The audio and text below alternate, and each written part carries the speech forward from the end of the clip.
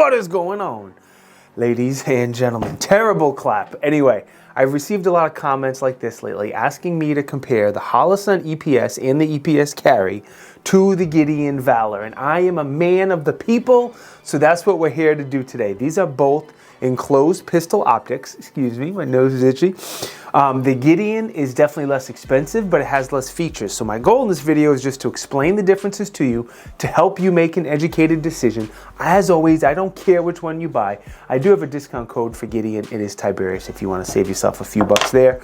But let's start with the Holosun. The Holosun has more to it. There's more to unpack, so let's begin here. So the EPS and the EPS carry take the Holosun K-Series footprint. The Holosun K-Series footprint is very similar to the RMSC footprint. The only thing that's different is it doesn't have the two rear lugs, just the two front lugs. They do also, both the EPS and the EPS carry come with the adapter plate to work with the RMR. The only thing that's different between the two models is going to be the width. The EPS carry is not quite as wide as the EPS. You with me so far? Because it gets a lot more confusing. As far as reticle options, you can get them in either a 2 MOA or a 6 MOA as far as the size. You can also get them in red or green. You can also get them in a multi-reticle system, and that multi-reticle system is also available in red or green. You hold down the minus for a few seconds and you'll be able to scroll through the 2 MOA dot to the 32 MOA circle, to both the dot and the circle, and then just scrolls around in a circle. Now, if you choose to get the multi-reticle system, it also comes with a solar fail-safe that you see here on top of the optic. That's going to be a backup power source. If your battery dies and you're in any sort of natural light, it's going to power the red dot for you, and you can still use it until you're able to swap the battery.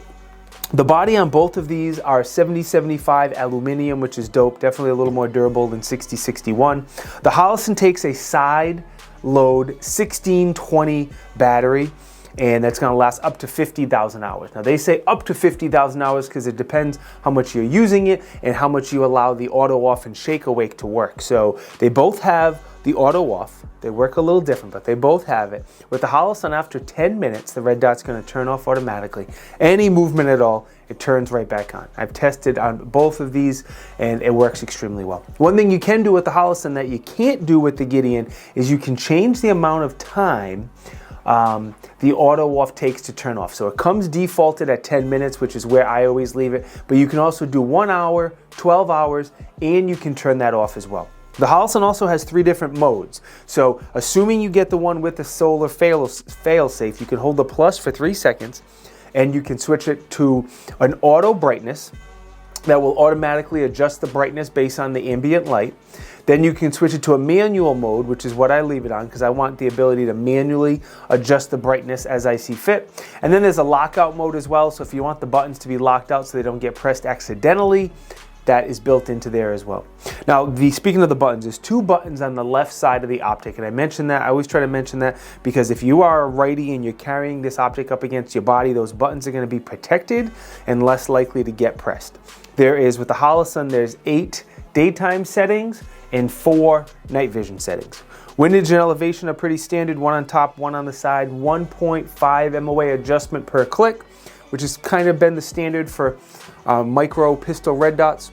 And then the Holosun is slightly more tactile than the Gideon. When you flip it, you just feel those clicks a little bit more if that's something important to you. All right, before we get into the Gideon, let me quickly thank the supporter of this video, and it's Brownells. If you don't know, Brownells is like the Amazon of the pew pew world.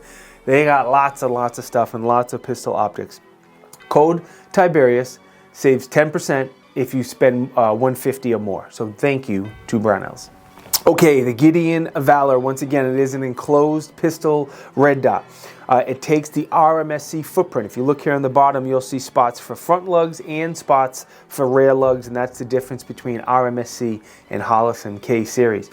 You can get the Gideon in either red or green, whatever you prefer. It's going to be a 3 MOA is your choice, and there's no multi-reticle system if that's something you like.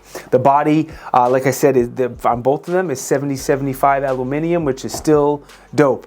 Side load 1620 battery. Now, I don't have any specifics on how long the battery lasts. All I could say is tens of thousands of hours is what the website says. And I believe it 100% with modern battery technology and other Gideon red dots I have. I do believe it's going to be tens of thousands of hours. I just don't have any specifics for you, unfortunately. One thing that helps the battery, again, is going to be the auto off and shake awake technology. So after 255 seconds, the red dot turns off automatically. Senses any movement at all, it turns right back on. That amount of that time, that 255 seconds, is not adjustable with the Gideon. I personally don't care. I think 255 seconds is fine. I don't think it needs to be adjusted, but if you like that feature, it's only in the Holosun. The controls in the Gideon are very simple. The plus turns it on, the minus turns it off, and that is it. There has a similar 2-button design on the left side of the optic. So again, as a righty, if you're carrying it up against your body, those buttons are not going to be very likely to get pressed. You have a total of 10 brightness adjustment. You have 8 daytime, 2 night vision, and then the windage and elevation is pretty much the same as far as each click or each adjustment is going to be a 1.5 MOA per click. All right, a few more things I want to compare head to head on these optics. One is going to be the size and the weight. As you can see, the Gideon is a little bit smaller and a little bit lighter. Whether that's a pro or a con, that's totally up to you, but it is slightly smaller. The clarity of the dots are going to be just about the same for my eyes. I don't see a significant difference, but dot clarity ranges from person to person. The window clarity is a little bit different. The Gideon is pretty clear. The Holosun has a very slight bluish tint to it, and I know some people really care about that. I received those comments a bunch. To me, I don't really care. I don't focus on the color of the glass. I'm focusing on the target, so whatever.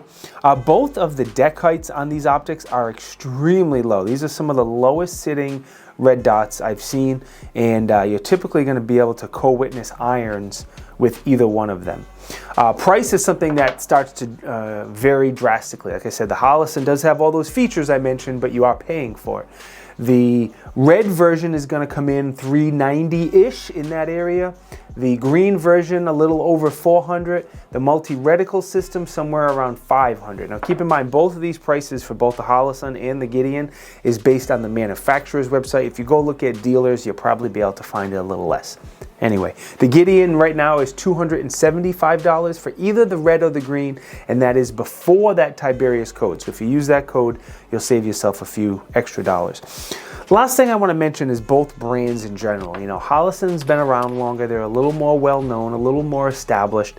Me, myself, I probably had 20 different Holosun, different pistol and red dots over the years, and flashlights and a whole bunch of stuff, and I've had very good luck. The only thing I can remember ever having a problem with Holosun, I got a dead battery one time when I bought it. That was really it. Gideon, newer dog on the block, making stuff a little bit more affordable. This is probably my 6th or 7th Gideon. I have not had any problems or issues. They have been good to go. So far, so good. Just haven't been using them quite as long. But with that said, I have used both of them on carry guns, and I have no problem using either one of them on the gun that I carry every single day, and could potentially, unlikely, but to potentially trust my life to it.